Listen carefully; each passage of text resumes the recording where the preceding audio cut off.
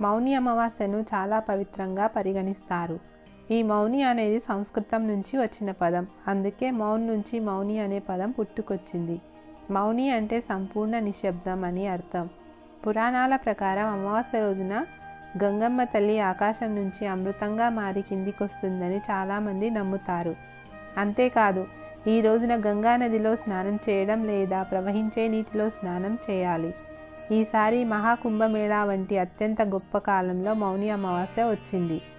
ఈ కాలంలో రాజస్నానం చేయడం వల్ల సకల పాపాలు తొలగిపోతాయని చెబుతారు. అంతేకాదు, ఈ పర్వదినాన పూర్వీకులను స్మరించుకుంటూ పిండ ప్రదానాలు, పూజలు చేయడం ద్వారా మోక్షాన్ని పొంది వైకుంఠానికి వెళ్తారని చాలామంది నమ్ముతారు. అందుకే ఈ మౌని అమావాస్య చాలా ప్రాముఖ్యతను సంతరించుకుంది. మౌని అమావాస్య పితృదోషం నుండి ఇలా బయటపడండి. మౌని అమావాస్య నాడు పూర్వీకులు తమ వారసులను సందర్శిస్తారని నమ్ముతారు. జీవితంలో ఇబ్బందులు ఎదుర్కొంటున్నవారు లేదా పితృదోషం నుండి ఉపశమనం పొందాలనుకునేవారు ఈ పవిత్రమైన రోజున కొన్ని నివారణలను అనుసరించవచ్చు.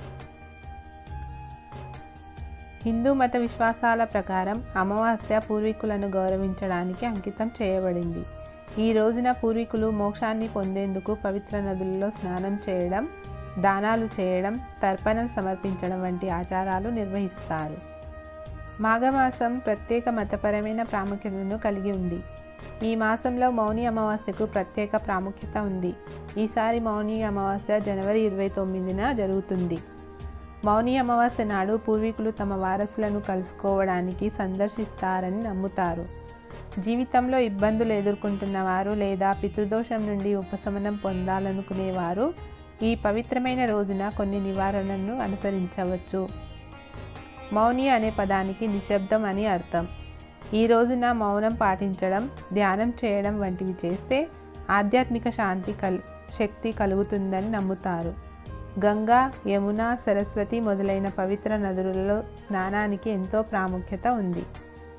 ఈ రోజున పవిత్ర నదులలో స్నానం చేయడం వలన పాపాలు తొలగిపోయి పుణ్యం లభిస్తుందని చెబుతారు.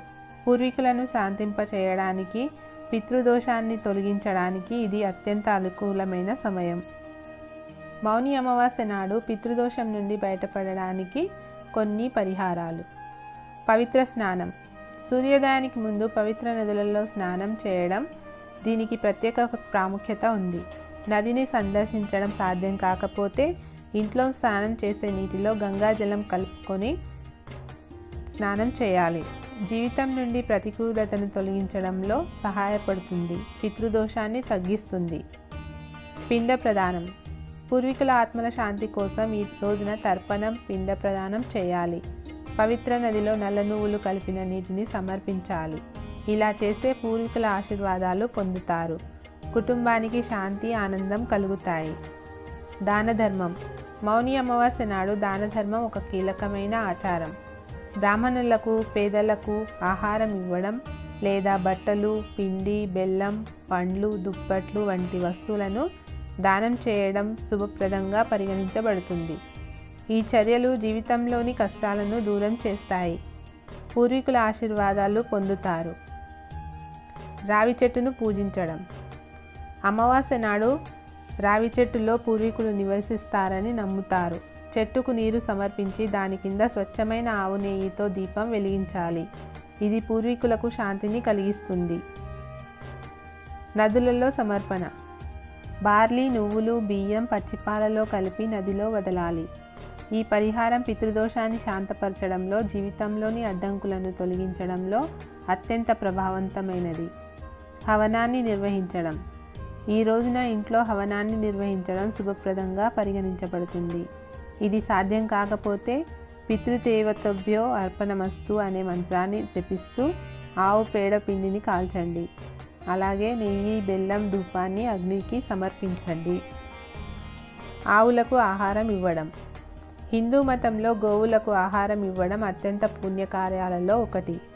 మౌని అమావాస్య నాడు ఆవులకు పచ్చిమేత, బెల్లం, చపాతీ తినిపించడం వల్ల పితృ ఆశీస్సులు లభిస్తాయి.